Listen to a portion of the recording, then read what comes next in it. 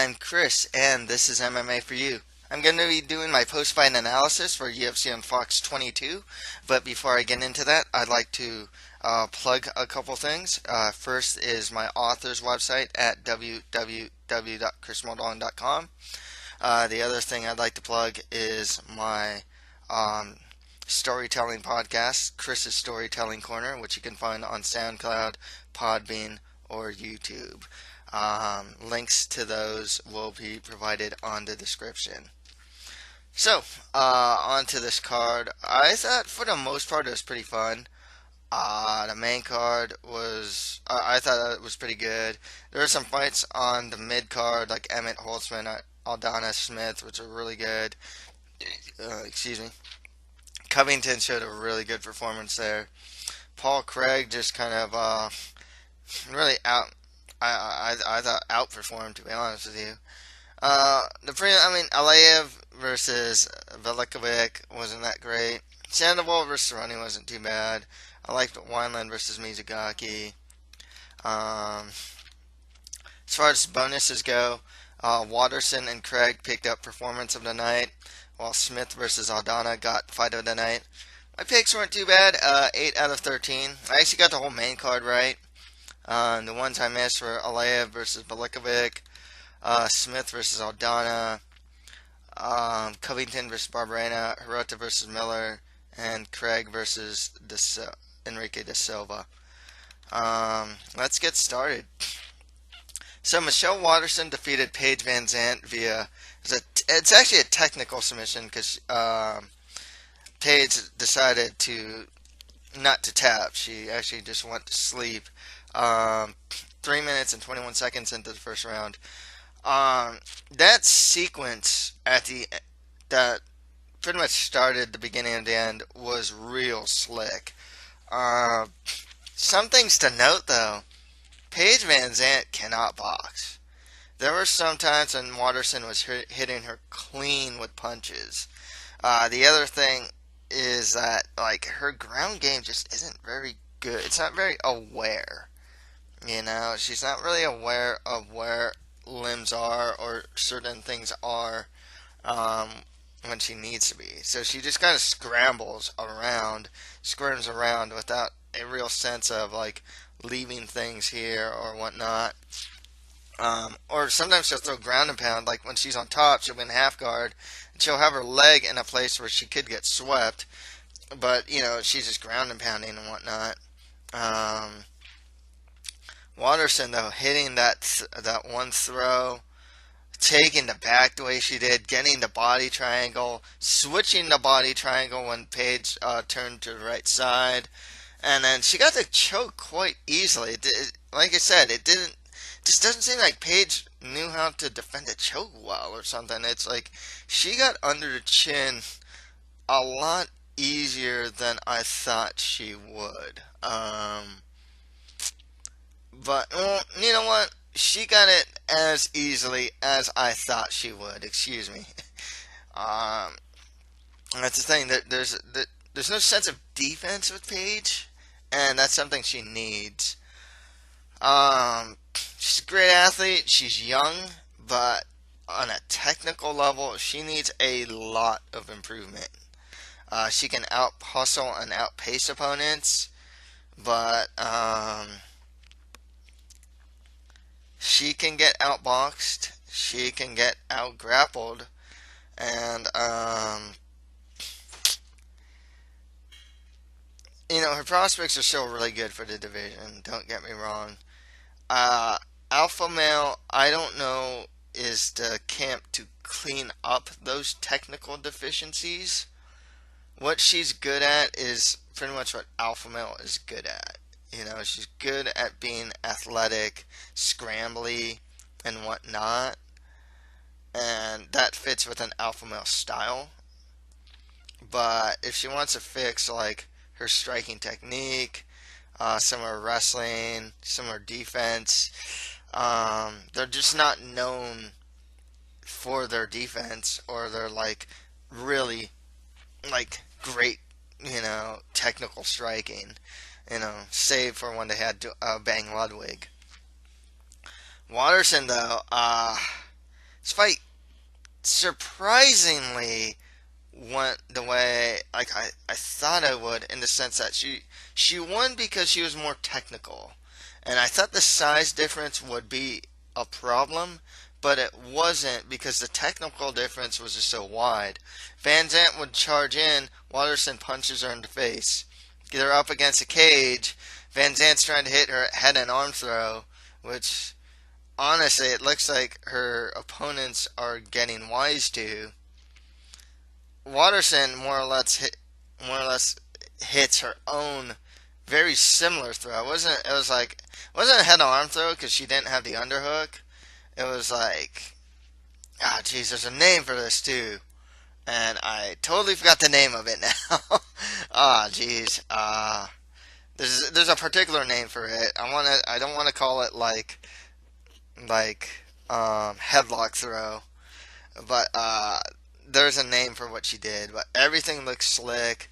And the post fight interview, she mentioned, certain things they're working on and whatnot. And I kind of thought working with Greg Jackson and whatnot, and their team would help her even more as far as like game planning. And it looks like she followed something of a game plan up until that.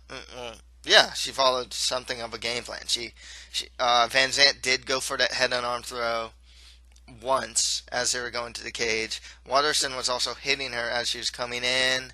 Um, you know, Watterson and her team looked very, very wise to what Van Zant would be trying to do to her. So, that was good. That was a great performance, actually, from Watterson. Like I said, that ending sequence, man, with the throw, the way she took the back, the way she got the body triangle, everything, great stuff.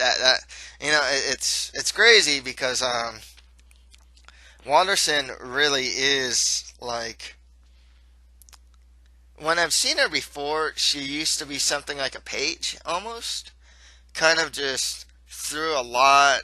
Oh yeah, she threw the sidekick really well to good effect too. I like that too. Um, but she was a bit unorthodox. She'd kind of throw whatever she wanted to. Um, when I've seen her before, like a while, this was a while ago. Lately though, she's a lot more disciplined fighter. Um, scramble a lot and whatnot, and get in bad positions at times, or Watterson was. Um, Lately, especially when she won, after she won the Invicta Women's Atomweight title, um, it it just seems like from a technical level, she really turned things up. And for someone who is honestly not particularly big, she actually is a relatively potent finisher. Um, and that's in my opinion, due to like good technique. With that said, Watterson, there's some fighters above her right now. She's ranked 11th. She'll probably be higher, but like Marina Moroz, John Caldwood, Tisha Torres, those would be good fights for her. Van Zant can get like Jessica Penne if she's still around. If Vela Latourneau's still around, maybe this is the fight you give her. Um, but Van Zant needs some work for sure. Despite that, Mika Gall defeated Sage Northcutt by rear naked choke in the second round. Um, this fight was actually pretty fun. It kind of went the way I thought it would. Like, difference from Gall and Northcutt that you can't see in the cage.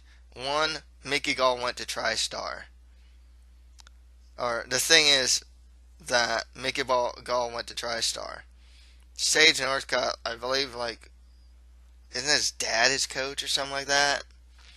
Didn't like Northcutt go to TriStar and like left or something like that? Like, if Sage wants to make use of that athletic ability, he's gonna have to go to a better camp and be like a permanent fixture in one of those camps, whether it's ATT or I guess he can go Team Takedown if they'd let him, in the Texas area, or MMA Lab. MMA Lab would actually be pretty good for him because he gets taken down against a cage a lot. And if you watch him, like, yeah, Brian Barberena, for example, got taken down a lot, but he defended takedowns well and was able to get back to his feet. Um, if anything, that might actually help Sage Northcutt to have that type of like ring craft or ring awareness. Lab wouldn't actually be too bad for him. Just some camp, Alliance, AKA, whatever, ATT, just one of those camps, but wherever he's fighting now, it's probably not the best place. Go with Mark Henry, go with the Black Zillions, like somewhere, With that said, I thought that even though Northcutt got cut, or dropped, why did I say cut? Dropped. I thought he was a little better in the stand-up. Problem with Northcutt, though, he's still a lot more flash than substance, Like, I don't know how else to say it, I can't really say he's, like, super technical, but he is pretty aggressive. He seems to hit pretty hard, too. Mickey Gall, though, managed to drop him, nonetheless. And once he was able to take the back, I mean, Mickey Gall is really good at that. If there's anything, Gall's pretty good on the ground, and he has an aptitude to take the back, and that's what he did, and he got to where he could choke. I mean, he's pretty good, Yeah, he's just pretty good. For someone that is now 4-0 to fight the way he does, he's just a solid prospect. They need to move him along slowly. Gall talked about cutting to 155 to fight Dan, and he wants to fight Dan Hardy. Man, the dude's 6'2". I mean, he does not look particularly undersized for this division. I am really surprised. Like, the only guy that's like 6'2", 155 is like James Vick. So Gall is just going to be like ginormous compared to like the rest of the division. If he can do it, I guess, but like, you only want to cut down if, or for a reason, because the size difference is causing problems, or you want to move up because a weight cut is causing so many problems. Well, it's like, dude, he's been finding success at 170. I just doesn't look undersized. Granted, his level of competition isn't very good, and he's probably gonna still get pretty weak level of competition, which is fine. He's 4-0. Give him some like contestants from the Ultimate Fighter Latin America or something like that. Just some other like low level fighters at this point. It's fine, he should be brought up slowly. He's still developing. Northcutt, though, like I said, I think a lot of his problems, I mean, can you really say him fighting a 3-0 fighter is rushing him too soon, I mean, he's fighting a guy with less experience than him, like, I don't even know if it's a case of too much too soon, or if it's just a case of like he needs to change camps. I think it's more the latter than anything else. That youth and strength and athleticism, he could get pretty far. We all see it. No one's that athletic. No one does crazy flips like that, without some level of athleticism, So, we'll see what happens with him in the future. Hopefully he moves a bit better camp. So after that, Uriah Faber defeated Brad Pickett by unanimous decision, 30-26 around across the board.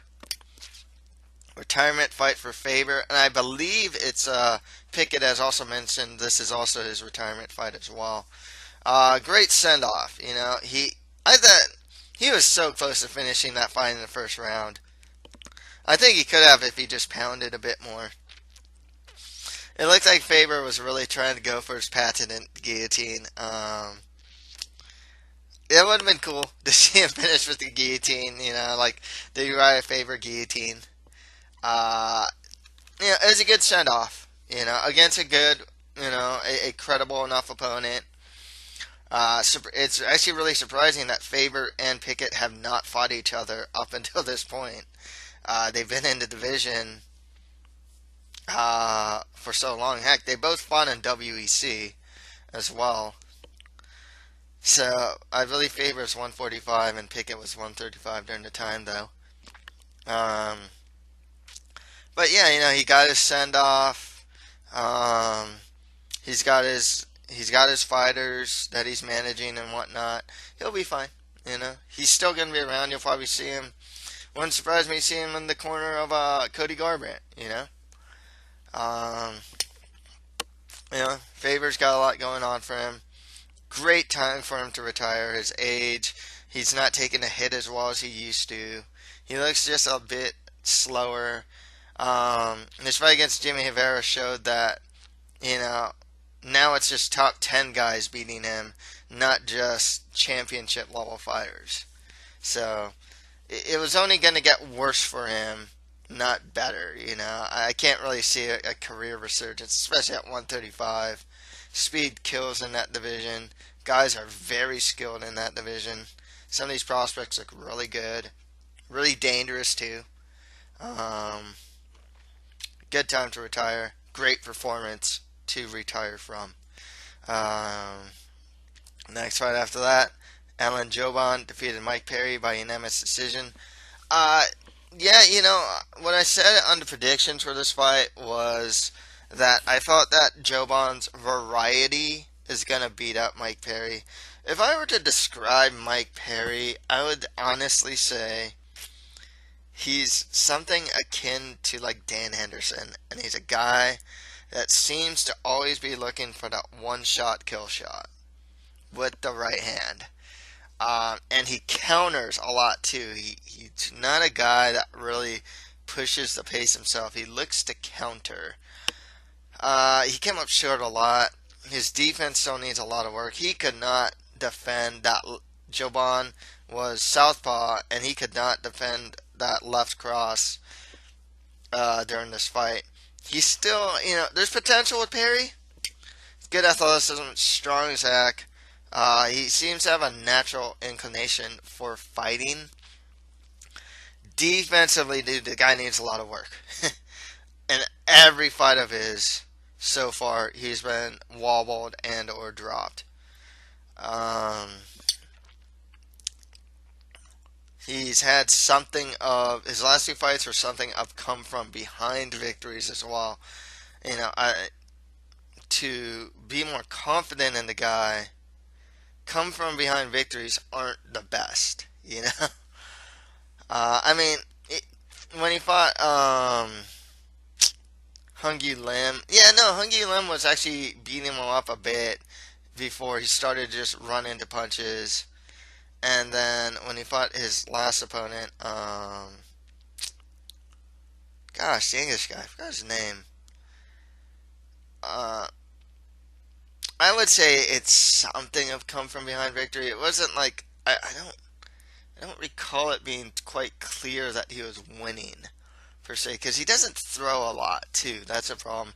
Yeah, but Joban kicked the body, even kicked the leg a couple times, kicked the head, straight left, moved. He had Mike Perry well scouted.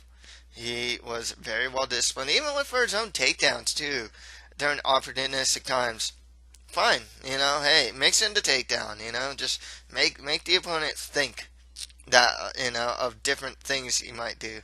And Perry kind of looked like he was a bit, he was a bit frazzled by everything. It was just, oh, what's he gonna do next? Is he gonna kick? Is he gonna punch? Is he gonna go for a takedown? Kind of seemed like Perry was kind of anticipating a lot more than he was like trying to initiate. Joban's in a good win streak now too. I don't know if he's going to get past where he's at per se because he still has defensive flaws, but he's also getting better. Excuse me. Um, there's like the fight against like Bilal Muhammad though, for example. It's like he's doing well, but he still gets beat up. You know, he still gets wobbled. He still gets dropped. It's I think that's the reason why he just can't seem to break through. He can probably be top 15 if he's not there already, but like I think that's probably the reason why he can't be top 10, and he's just getting older, so that's not helping him. Doesn't look it, but he is. Um, so, but I'd still like to see him get like a top 15 guy. Um, Geez, I can't really think of who exactly would be good for him. I mean, he lost to Tumanov, and he didn't just lose him; he got beat up by Tumanov. Um, but he should get another crack at that top 15 at this point. Whoever that may be right now, I'm thinking. I don't really want to see him fight like a Gunnar Nelson per se. Uh, who's coming off a win? Leon Edwards would be cool. Leon Edwards, Alan Gilbon would be pretty cool. Actually, just beat Albert Tumanov. Um, I don't know if that's top 15, but that's a good fight. Who else? Names are escaping me at this point, but yeah, and Mike Perry, just more lower to mid tier guys at division for him. Okay, on to the prelims. Paul Craig defeated Luis Enrique da Silva by armbar in the second round. Oh man, you know, I don't think I have picked a Luis Enrique da Silva fight correctly. Like, the problem is, it's almost like Paige Van Zandt's problem. It's like you can only get so far by not being technical. You know, that's the thing. Being tougher than the other guy will only get you so far. And that's the thing with Luis Enrique da Silva. When you see it, like when I saw him fight this matchup, I'm like, okay, he's inside the clinch, good. Why did you go for that takedown that got you put on your back? Throw some hands, throw some leather. This guy's stand up. Paul Craig though impressed me. Stand up actually pretty good, and I don't like that he's a guy. I mean, he actually pulled guard, I think. And yeah, it's gonna work on Luis Enrique da Silva. But dude, being able or working from your back at light heavyweight is just gonna get you pounded. I mean, honestly, yeah. Against some lower level competition, I guess it's gonna work. But as he moves up, I don't think that strategy's gonna work. But like I said, stand up looked good. Um, Having the submission ability at the very least, like he does have a guillotine, it's gonna actually help him defend takedowns a bit. He's still kind of young. He's 6'4", so no, he could do well. I can't really tell if he's gonna be a great prospect or not, but he got the win. He got the bonus, um, and he has promise. So Paul Craig, I don't like that he pulls guard though. I really don't. I mean, he got away with it here against a guy who doesn't have the best technique. But, like I said, I just don't think that's going to work as he moves up. Luis Enrique da Silva, he has heart, he has toughness, but he doesn't have technical ability, and he has youth. And he's big. Like, the guy is big for the weight class. His name's Frankenstein for a reason. Um... There's still potential with him, but he's been fighting a lot. I think this is his fourth fight this year. Um, he might be able to turn out to be something. I just don't know what that something is. Honest truth, I really don't. I don't know if he's going to turn out to be some great striker, some power brawler, some power wrestler, some grinder. I don't know. Like, honestly, he's just kind of there. He's kind of big. He's kind of tough. He hits hard. He keeps moving forward. And that's who he is right now. I don't know what he's going to be in the future. He's got to work on his defense. He's got to work on his technical ability. Um, he's got to make better use of his strength in a way that doesn't get him in bad positions. But just more lower to mid-tier guys in the division for both. So I thought Mizuta Hirota defeated Cole Miller by unanimous decision. Very disappointing from Cole Miller. I mean, a lot of people were actually commenting that Miller was very disillusioned by the UFC, spoke against the UFC, did not seem motivated. So, and when the fight played out, he dropped Hirota with the right hand, and I thought, okay, hey, if Cole Miller just keeps this, front kick, a couple kicks here, long punches, he'll be cool.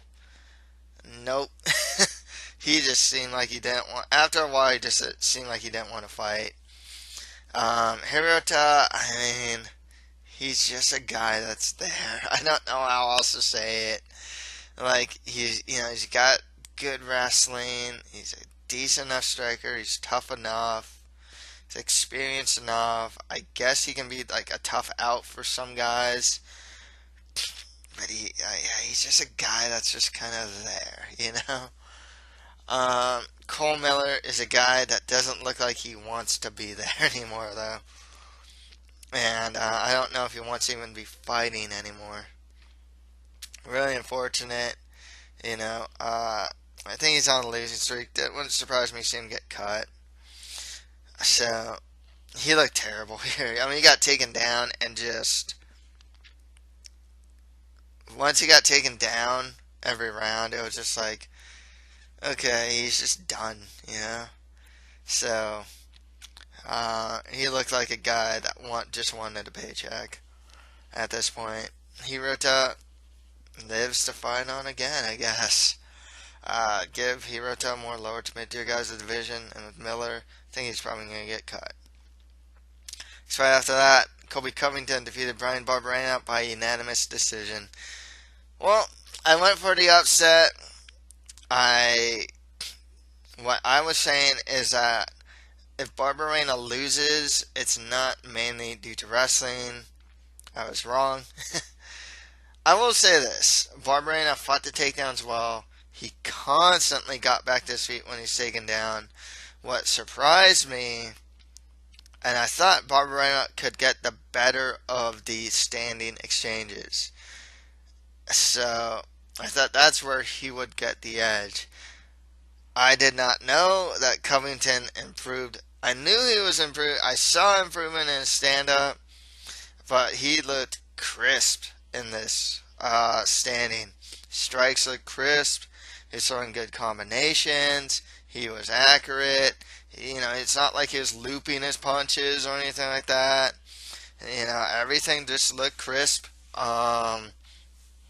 Striking from a technical level seems to have made a good improvement, and he was able to get takedowns almost at will.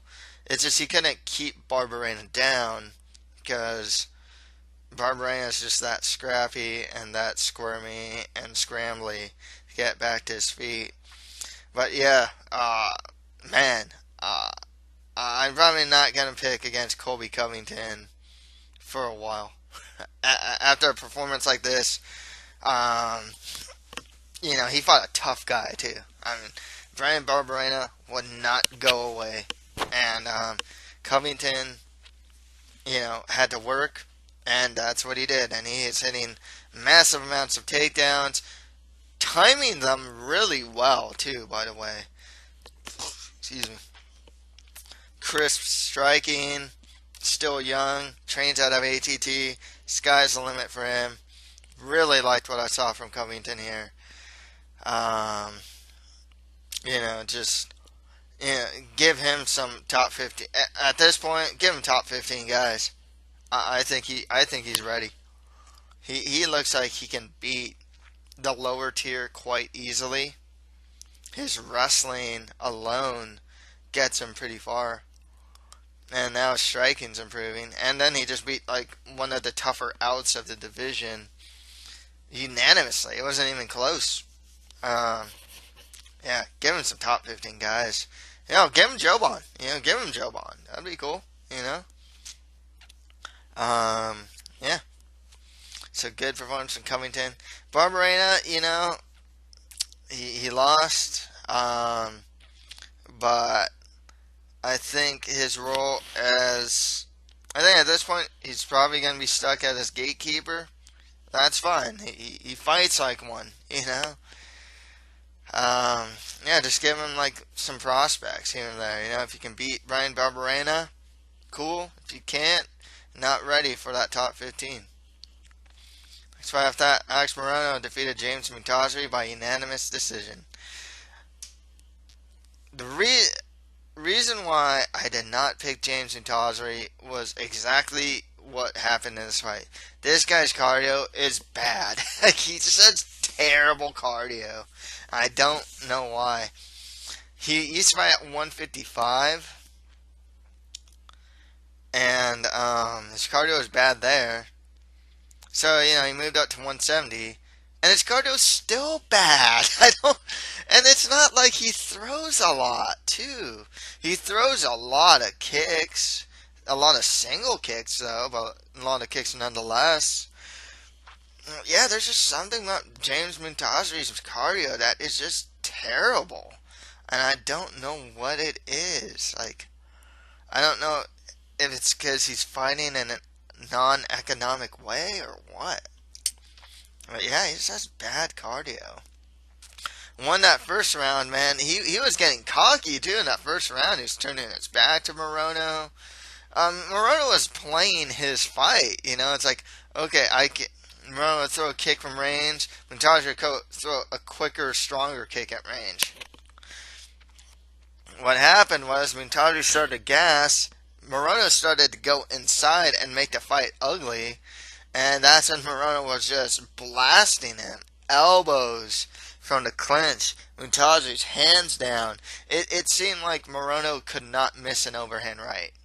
Every time he threw the overhand right, seemed to always hit. And once he got Montazeri's back against the cage and started pouring it on, yeah, man, it's just the end for Montazeri. Montazeri's just tired, and more tired. It's getting hit more and more easily. Fight was getting uglier. Morono was getting tired from seemingly hitting Montazeri so much. And yeah, Morono gets his win. The thing with Morono, his fighting style is not pretty, but he's tough and he's scrappy, and he was able to outlast Montazeri. And he got the win. Montazeri, I mean, look who he's beaten, Yeah, guy with last name I think is Zafir, right? And then Cody Pfister. I mean, these are guys that are barely hanging on to a UFC contract. That's the type of guys that Montazeri seems to be able to beat in the UFC. Anyone better than that? He doesn't have the cardio. Honestly, I think he'd be a much better fighter. If he had the cardio, if he can just keep up what he's doing, but he just can't, for whatever reason. So it wouldn't surprise me at this point if Montazeri got cut. Morono, it's more lower to mid-tier guys of the division. Next out of that, Josh Emmett defeated Scott Holtzman by unanimous decision. Fun fight, man. These guys kept a pace that was pretty crazy. Both these guys were very similar, It's funny because both these guys are very similar to each other. They're big power with a lot of what they do. Even when they try and take guys down, it's a lot of power. They strike. They're not guys that. I mean, Holtzman I thought was a bit better on a technical level, but he's still throwing power, And then Emmett's just all power. I mean, that guy's winging punches. A lot of them are arm punches, but he was hitting Holtzman quite a bit and taking them down quite a bit. A lot of it is he muscles a lot of things though, and sometimes certain stylistic matchups don't don't work out that great. It's like, okay, both these guys are big, they're more power based fighters and whatnot. Okay, is it gonna be tentative, or we can see a lot of no. It's gonna be like, okay, am I gonna run you over, or am I gonna run you gonna run me over? I mean, that's how the fight kind of played out. It's just like both these guys tried to just like run each other over, and it was cool. They set this really cool pace. Not always the prettiest fight. Got a good amount of takedowns and whatnot. I thought it was a fun fight. Emmett ended up winning. When he was able to get inside and throw those short punches, man, Holtzman can really feel it, Emmett's got some power.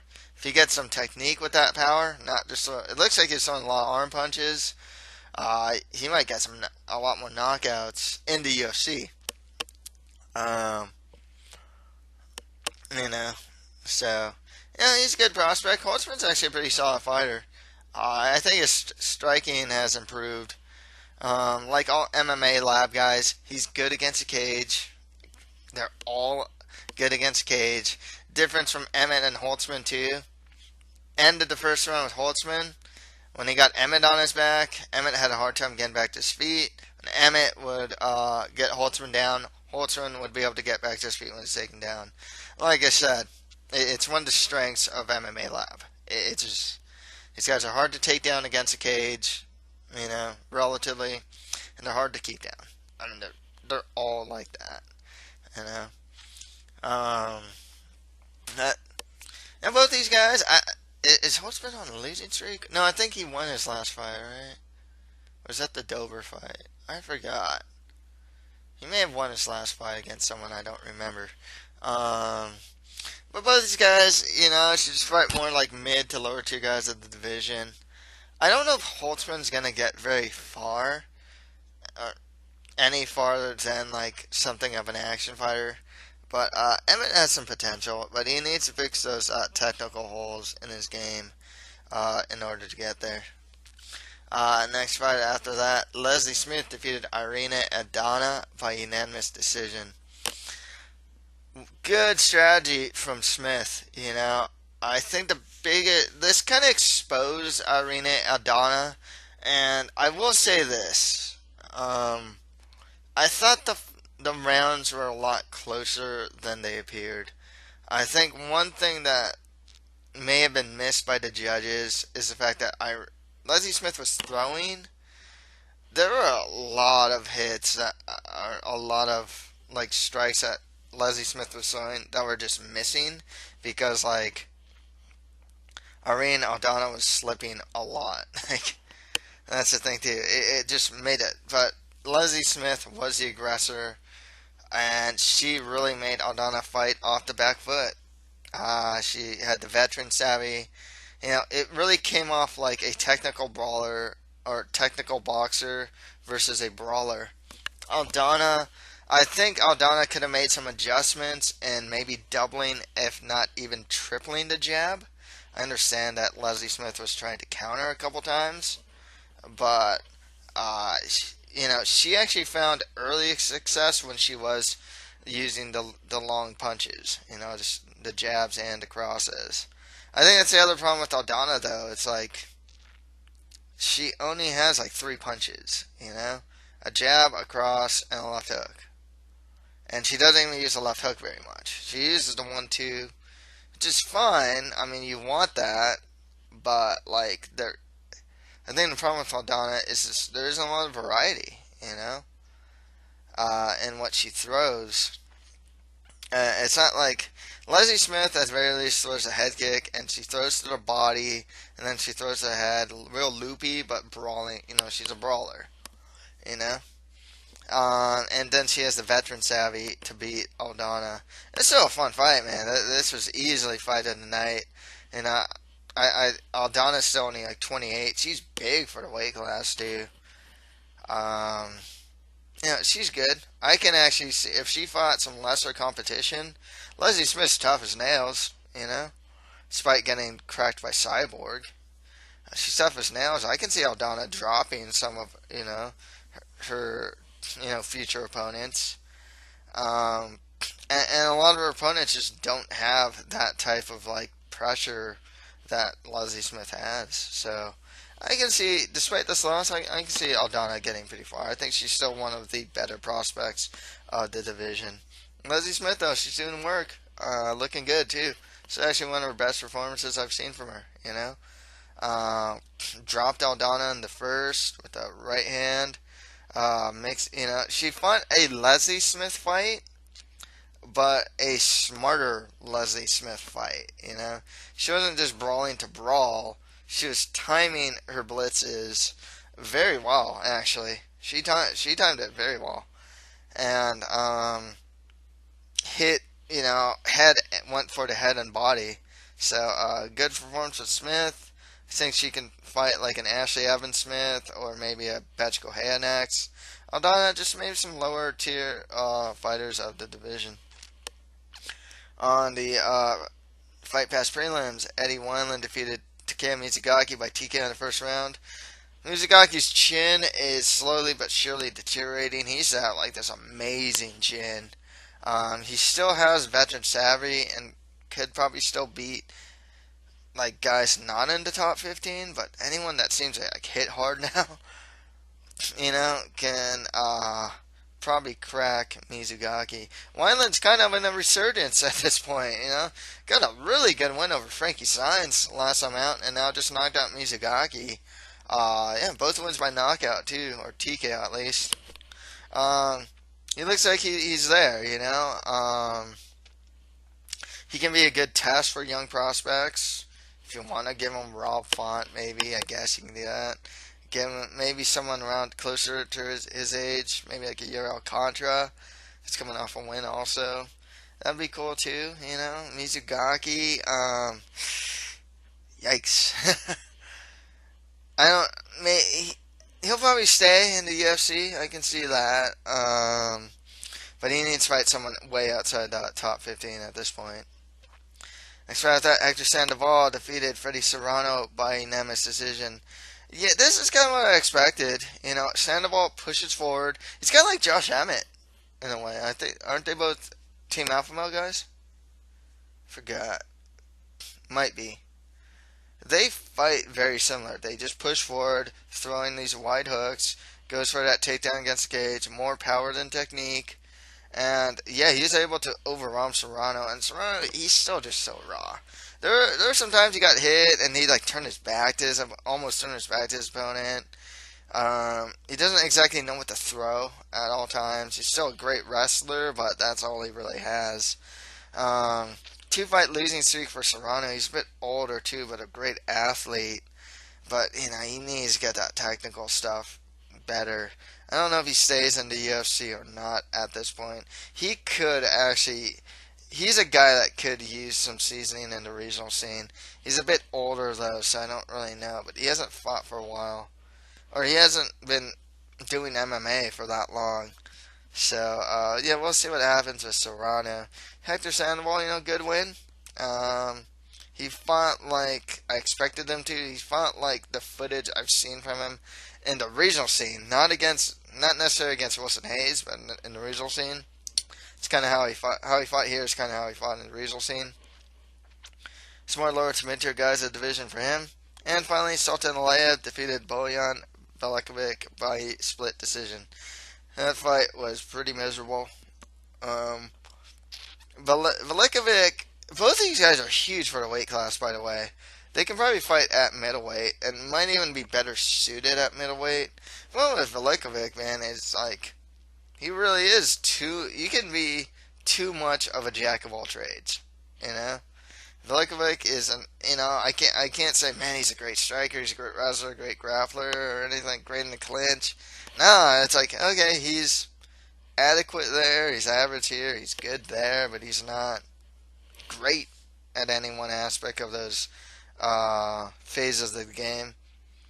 And Sultan was able to take him down and keep him down, grind him. Standing, Layev still needs a lot of work. Seems to keep his chin high too.